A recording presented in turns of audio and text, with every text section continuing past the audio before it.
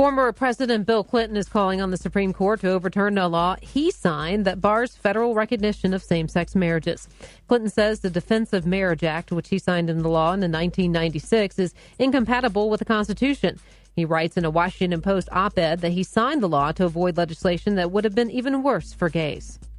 Angela Giampolo is an LGBT lawyer and principal of Giampolo Law Group and founder of PhillyGayLawyer.com. To talk about that, Angela, welcome to the program.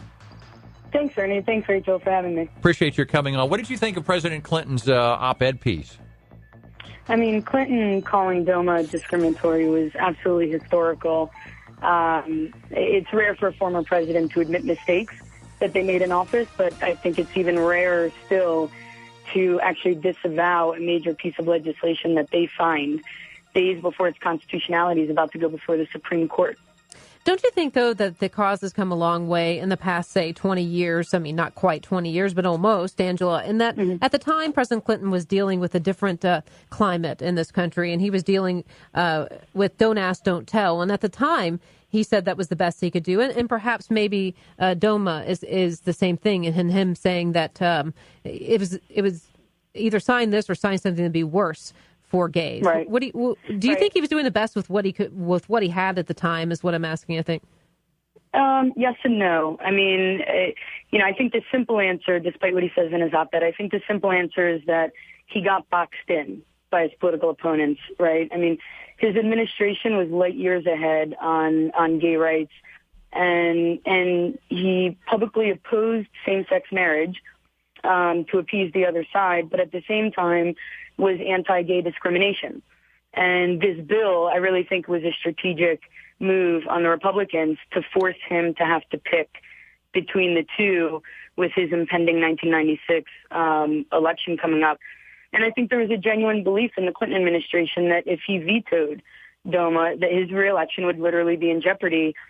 And to counter that, he had advisors that were actually telling him, even if DOMA is enacted, don't worry. Even if DOMA is enacted, there will be no immediate practical effect on anyone, because at that time there were no states in the union that were actually allowing same-sex marriages. But I don't think anyone realized how quickly social mores were going to evolve surrounding gay rights and how harmful DOMA was going to end up being.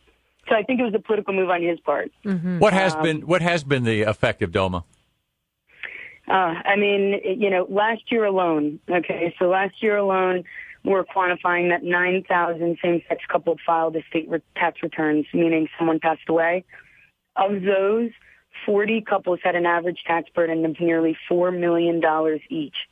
I mean, the case going up to the Supreme Court is with Edie Windsor, and her tax bill was $365,000. People don't realize out there how easy it is if you're paying 15% tax on your life partner's inheritance to you, how quickly and easily you get up to $300,000.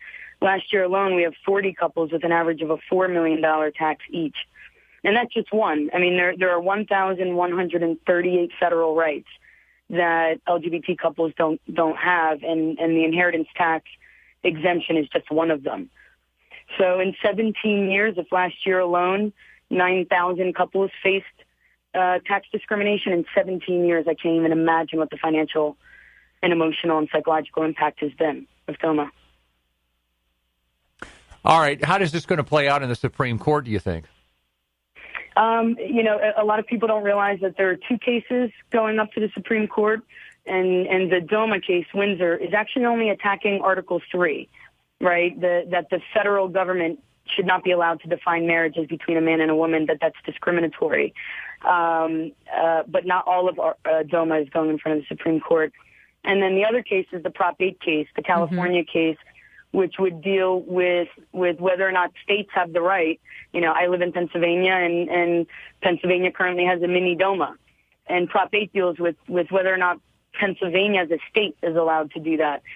So, I think everyone believes that Article 3 of DOMA, that DOMA will be repealed, and that federally, anyone that's in a state like New York or D.C., and a state that recognizes marriage equality, those people will see an effect to DOMA falling. Mm-hmm. But I'm not sure how they're going to rule on Prop 8, whether or not they're going to say that the states are allowed, or whether, blanket, it's unconstitutional, and in June we'll have marriage nationwide. Justice Kennedy is going to be the swing vote on that, and they say he loves two things: gay rights and states' rights. So I think that bodes well for us in DOMA, but I don't know how he's going to come down with Prop 8, because he truly feels that states should have the right to make their own decision on certain things. Angela Giampolo, you'll find her at phillygaylawyer.com. Angela, thanks for coming on. We'll talk to you again. Absolutely. Thanks, guys. Have a good day.